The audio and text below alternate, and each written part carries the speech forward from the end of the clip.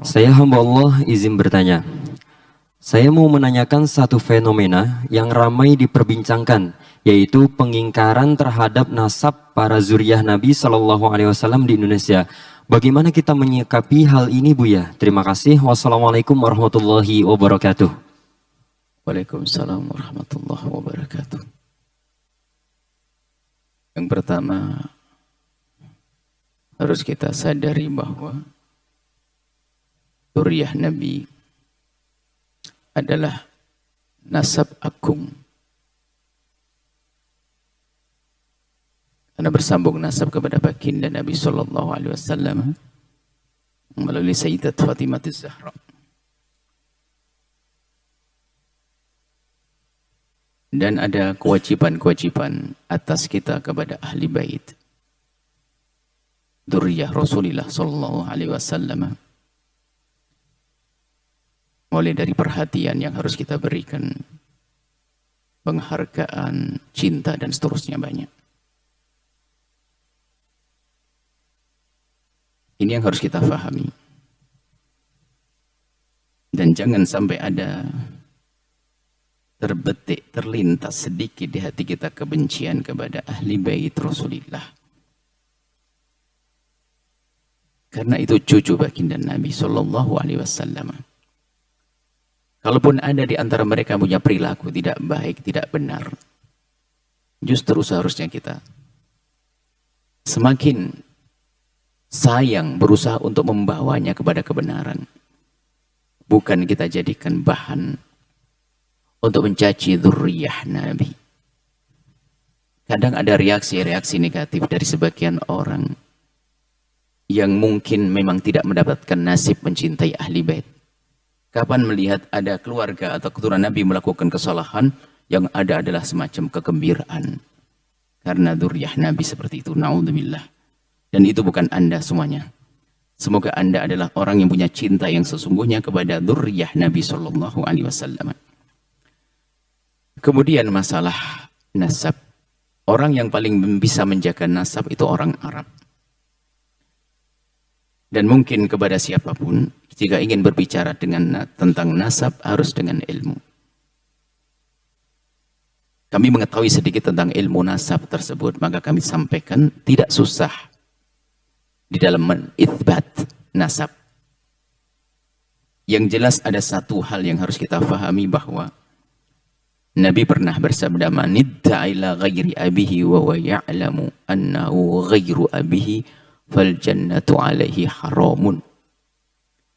Barang siapa mengaku-ngaku menisbatkan kepada selain ayahnya, dia mengaku-ngaku kepada selain bapaknya, dan dia tahu kalau itu bukan bapaknya, bukan nasabnya, maka surga haram bagi dia.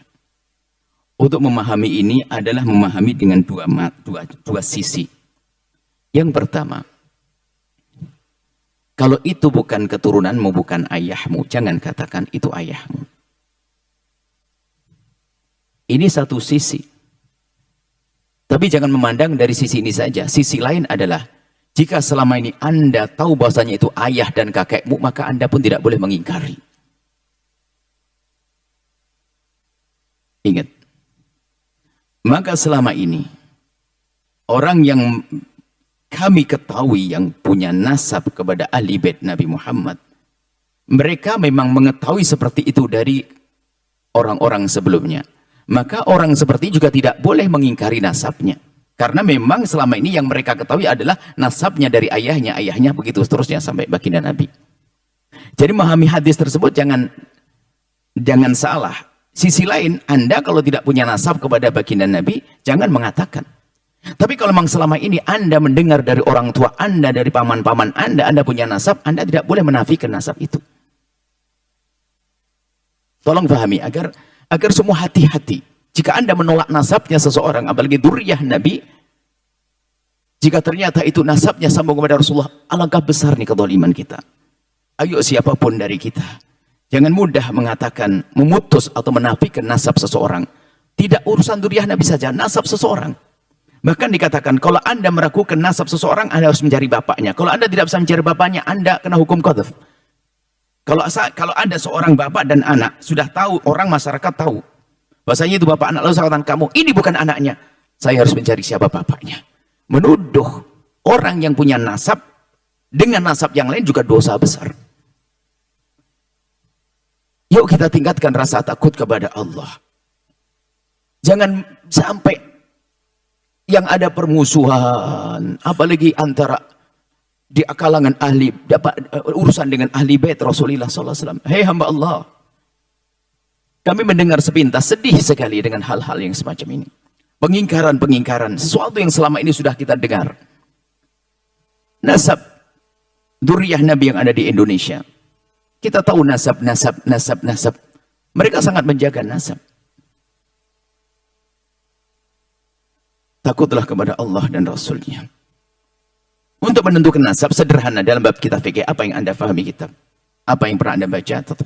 Kitab tentang misalnya dalam kitab Umdatus Shalik atau apa saja kitab yang ringan, yang bagaimana menentukan nasab? Nasab itu adalah dengan ikrar. Kalau orang mengakukan ini abahku dan ini ayahku dan tidak diingkari oleh akal, misalnya umur sama, kita tidak boleh mengingkari loh ya. Kita menuduh orang lain bukan sambung nasab, sementara mereka mengatakan sambung nasab, kita menuduh berzina. Hati-hati. Kalau ada orang dengan anaknya datang, ini anakku, kemudian saya mengatakan, wah kayaknya bukan anaknya, saya menuduh.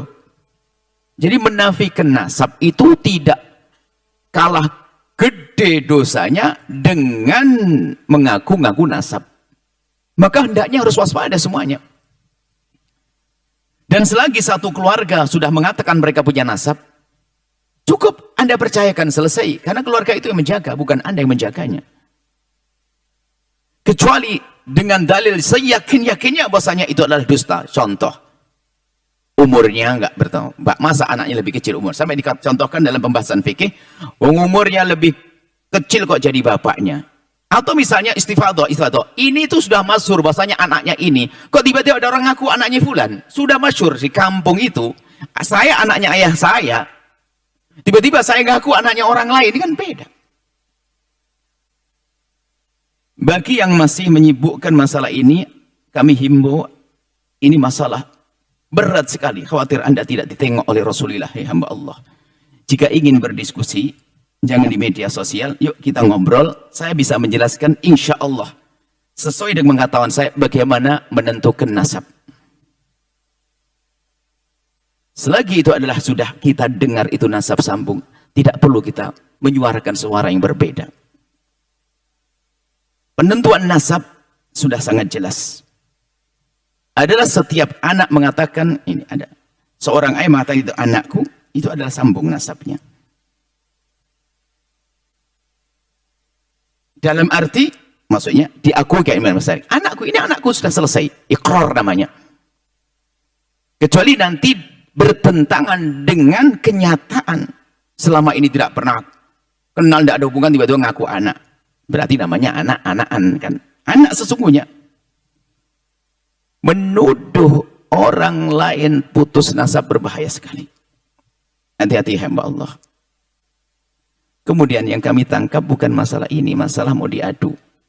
Dengan problem ini alangkah banyaknya setelah ini akan banyak orang-orang yang menjadi hilang kepercayaan dengan ahli bait Rasulullah. Berarti kita telah merugikan umat. Kita merugikan umat. Yang ingin membatalkan nasab, harus punya hujjah. Dan hujjah ini harus lebih kuat daripada yang menetapkan nasab. Kalau tidak, dalam bahasa, dia yang disalahkan salah. Kalau saya menafikan nasabnya seseorang, saya harus punya bukti kalau ini bukan. Kalau saya tidak punya bukti, saya dicambuk 80 kali. Saya menuduh orang berzina. Ibaratnya begitu, gampangannya seperti itu. Karena menuduh orang, selagi orang sudah punya nasab, kita nafikan nasabnya, maka ketahuilah, saya telah menuduh dia telah melakukan satu perzinaan dan seterusnya. Dan nasab ahli bait Nabi Muhammad di Indonesia adalah sudah sangat jelas. Kami himbau kepada siapapun untuk tidak perlu membahas masalah ini. Jangan sampai membuat keraguan-keraguan umat. Kami sampaikan kepada Anda, wahai umat, kepercayaannya selama ini ada pada hati Anda. Tetap pegangi bahasanya para dzurriyyah Nabi yang ada di Indonesia yang selama ini Anda dengar adalah nasabnya benar. Jangan Anda mau mendengar suara-suara yang mengatakan bahwasanya itu adalah tidak benar, Anda akan rugi pada akhirnya. Kemudian setelah itu, apa sih maunya daripada problem-problem semacam ini yang diinginkan?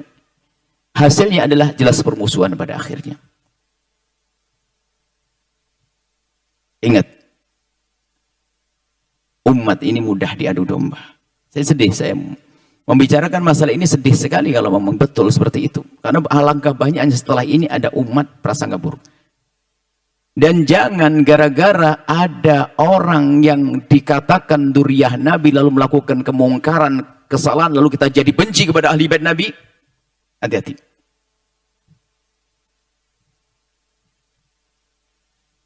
Saya mengatakan duriyah Nabi di Indonesia. Tercatat, duriyah Nabi tercatat. Dan sangat luas duriyah Nabi. Bahkan kami seru kepada pengurus, pernah kami sampaikan pada pengurus yang ngurusi tentang duriyah Nabi, tolong jangan nunggu saja. Perlu kita cari di sana banyak duriyah-duriyah Nabi yang tidak tercatat. Perlu dicatat. Dan memang bukan untuk sombong-sombongan, agar dicatat, agar tahu nasabnya. Baik, ini saja yang bisa kami sampaikan, insyaallah. Himbauan kami, mohon maaf jika ada yang tersinggung dengan ini, mungkin yang selama ini menafikan nasab ahli bait Rasulullah. Sepertinya ada dua grup, berarti kalau tadi katanya ada fenomena kontroversi, berarti kan ada dua grup. Dua-duanya, kami mohon maaf kepada dua-duanya. Ingat, dzurriyyah Nabi, cucu baginda Nabi SAW. Kalau seandainya pahit-pahitnya, tapi kita sampaikan pahit-pahitnya, mending saya salah mencintai daripada saya salah menafikan. Mending saya salah mempercayai daripada salah menafikan. Dan kemudian kalau sudah ada keluarga yang mengatakan itu nasabnya, ketahuilah tidak ada alasan bagi Anda kecuali mempercayainya. Adapun urusan jika nanti ada orang buat nafsa palsu dan sebagainya, urusan dia dengan Allah. Tapi kalau kita sok tahu itu menjadi masalah. Kalau sudah nasab itu benar, harus kita yakin benar. Nggak ada istilahnya. Ada sebagian mengatakan, ya saya tidak bisa mempercayai, tapi dia takut mengingkari. Enggak. Nasab itu harus kita yakin. Ini anaknya ini harus yakin, sudah. Harus kita percaya, sudah selesai. Jangan sampai ada setelah itu ada keraguan-keraguan. Baik, ini adalah masalah nasab baginda. Nasab orang biasa saja nggak boleh main-main, ya hamba Allah. Anda menafikan nasabnya orang biasa nggak boleh, apalagi nasab baginda Nabi SAW. Mungkin bagi yang mohon maaf saudara kami, saya tidak tahu siapa, ada pertanyaan. Jika Anda menafikan nasab ahli bait secara umum yang ada di negeri ini, kalau Anda menafikan nasab itu, mungkin kita bisa duduk manis, kita bisa ingin menjelaskan dari mana Anda menafikan, dan kami akan jelaskan bahwasanya cara menetapkan nasab itu seperti itu. Tidak belit-belit. Tidak harus pakai alat-alat medis dan sebagainya, tidak. Justru membahayakan. Anda sebagian dengan alat medis, alat ini dan sebagainya, nggak ada. Nasab itu sangat jelas. Cukup dengan ikrar-ikrar yang selama ini kita dapat dari keluarga-keluarga, sudah kita percaya. Ini saja wahai hamba Allah. Semoga dari kalimat-kalimat yang kami sampaikan ini menjadi sebab kebaikan untuk semuanya. Jika Anda pernah merasa bersalah kepada dzurriyyah Nabi, segera tobat, Allah Maha Kasih.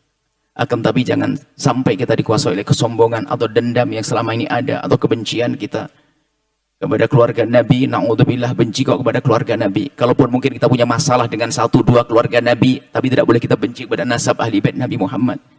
Kita benci pribadi, tidak boleh kita langsung memukul rata. Harapan kami adalah siapapun insaf, ayo rugi Anda akan rugi, Anda akan rugi. Dan bagi yang sibuk membuat pengingkaran dari kelompok manapun, sibuk membuat pengingkaran, kami siap untuk menjelaskan. Kita bisa bertemu dengan baik demi kebaikan umat ini dan demi kebaikan masa depan kita di hadapan baginda Nabi SAW. Ini saja yang bisa kami sampaikan. Semoga bisa damai semuanya, indah. Nuhibbukum ya ahla baiti Rasulillah. Kami mencintai Anda semua wahai ahli bait Rasulullah SAW. Siapapun Anda, ahli bait yang tercatat atau tidak tercatat, jika kami kurang dalam menjelaskan, maafkan kami. Hanya inilah yang bisa kami ketahui. Dan Anda yang ada sedikit kekotoran hati dengan ahli bait Rasulullah, segera sadar dan tobat. Ingat, itu adalah cucu baginda Nabi SAW. Jangan menyesal nanti di saat di akhirat. Semoga Anda semua menjadi orang-orang yang pecinta dan perindu sahabat ahli bait Nabi yang sesungguhnya. Perindu yang sesungguhnya. perindu yang membela di saat benar, mengingatkan dengan cara yang benar di saat salah, bukan berubah menjadi benci. Insya Allah.